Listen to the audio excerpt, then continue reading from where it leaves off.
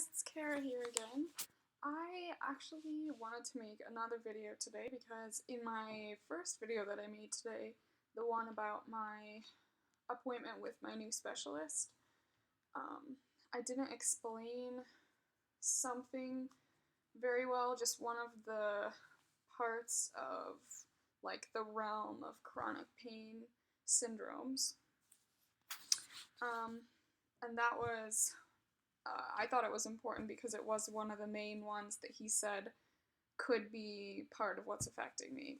And I said that those were fibromyalgia, chronic fatigue syndrome, and then something called POTS, which I found the real name for it, like what it stands for, postural orthostatic tachycardia syndrome. And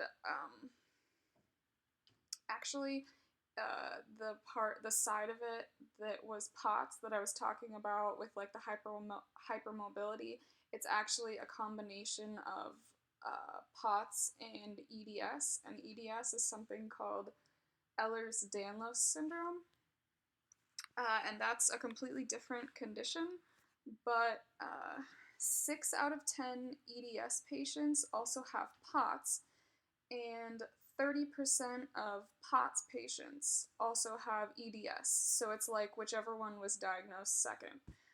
So obviously there are a lot more people who have POTS than EDS, but they are both considered rare diseases, which is, I guess, why my specialist said it's one thing that just might be affecting me, just because it's so rare.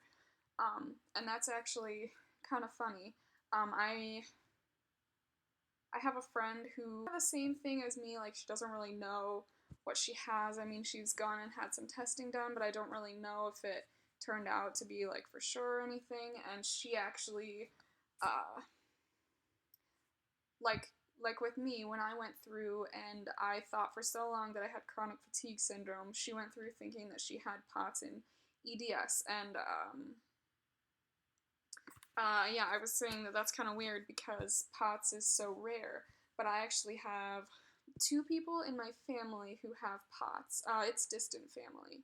And then a friend of my mom has a kid who has POTS, and a different friend of my mom also has POTS. And then that friend of mine, if she actually has it, then she has POTS too, and that's just kind of weird. Anyway, I'm gonna go ahead and explain like the main symptoms for each. I'm not going to talk about them relating to myself because I've already, but I'll just list them here. So with POTS, specifically just the POTS, that's the heart condition. Again, it's postural orthostatic tachycardia syndrome. You get lightheadedness, fainting, and general weakness. All of these are pretty much from the heart problems until I get to the end here. You could have some pretty serious heart palpitations, you can have shortness of breath, and chest pain. And then the rest here are kind of side symptoms, but they're still pretty common. You can get some bloating and nausea and gastrointestinal problems like IBS. You can obviously be fatigued if your heart is beating super fast all the time, and then you can have sleep disorders and the kind of chronic, like day-long headaches that I was talking about in my last video. And then with EDS, EDS, what it is a genetic defect in the connective tissue of your body, so that obviously includes muscles. But like I was talking about in my last video about hypermobility, that's the main part of EDS. There are different types of EDS, but they all revolve around like extreme hypermobility. And the hypermobility where it becomes a problem is in your tendons and the connective tissue closer to your bones, because that's not supposed to be flexible. And it's really bad if it is flexible. So you're obviously going to have hypermobile joints. That's the main part, and that's the part that causes the most pain.